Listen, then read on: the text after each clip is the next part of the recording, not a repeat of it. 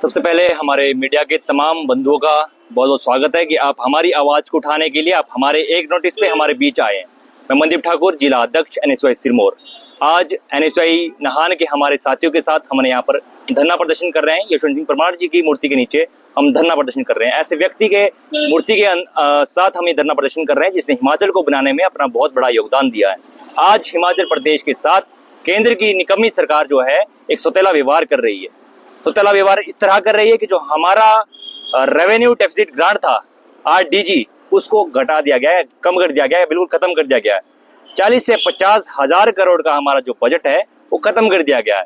और इसके बाद जो हमारे भाजपा के लोग हैं वो कहते हैं कि इसका कोई भी प्रभाव हमारे प्रदेश के लोगों के ऊपर नहीं पड़ेगा। तो एक उनकी जो एक माइंडसेट है, मुझे नहीं पता क्या सोचते हैं। इतने सांसद उनके हिमाचल प्रदेश से आते हैं, भाजपा के कितने सांसद यहाँ से आते हैं? 107 टोटल सांसद इनके हिमाचल प्रदेश ने चुन के यहाँ पर भेजा है। हिमाचल के लोगों ने जब इनको चुनकर भेजा तो एक उम्मीद जताई थी कि आम लोगों की आवाज को ये वहां पर उठाएंगे, लेकिन नहीं।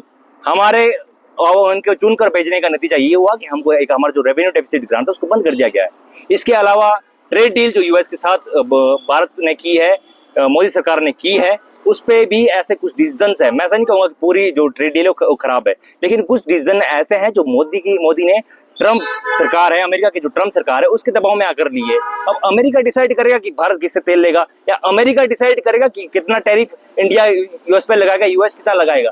सर, हम जो यहाँ पर कोई चीज बाहर बेचते हैं उसके ऊपर टैक्स लगता है, 18% टैरिफ लगता है बहुत कुछ चीजों में, और 25% बाकी चीजों में लगता है। बहुत कम चीजों में 18% हुआ है, लेकिन बाकी इसमें भी 25 लगता है। लेकिन हाँ, वहां से अगर कोई डेयरी प्रोडक्ट्स यहाँ आता है, उनका कोई सामान यहाँ पर आ रहा है, चाहे एग्रीकल्चर से चाहे डेयरी प्रोडक्ट्स है, उसके ऊपर कोई टैरिफ नहीं है। इसका नुकसान होगा हमारे आम किसानों को। सर, जो आम किसान है जो डेयरी का काम करता है, आप ये बात बताइए मुझे कि एक जो दूध जो सस्ता मिल रहा है, जो यहाँ के मुकाबले सस्ता मिल रहा है, तो लोग तो उसकी ओर जाएंगे, सस्ते की ओर जाएंगे। इससे जो नुकसान हमारा आम किसानों को होगा, आम लोगों को होगा। उनके प्रोडक्ट्स तो कोई नहीं खरीदेगा। जब उनके प्रोडक्ट्स कोई नहीं खरीदेगा तो जो पूरी मार्केट है वो US उस पर जो है कब्जा कर लेगा।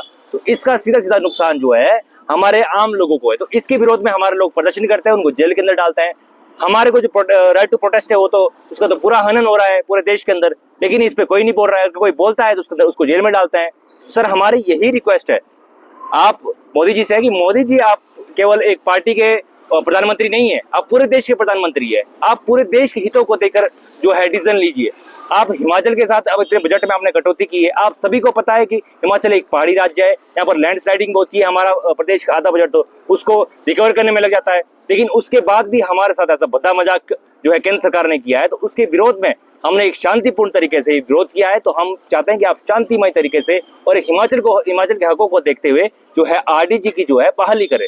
धन्यवाद।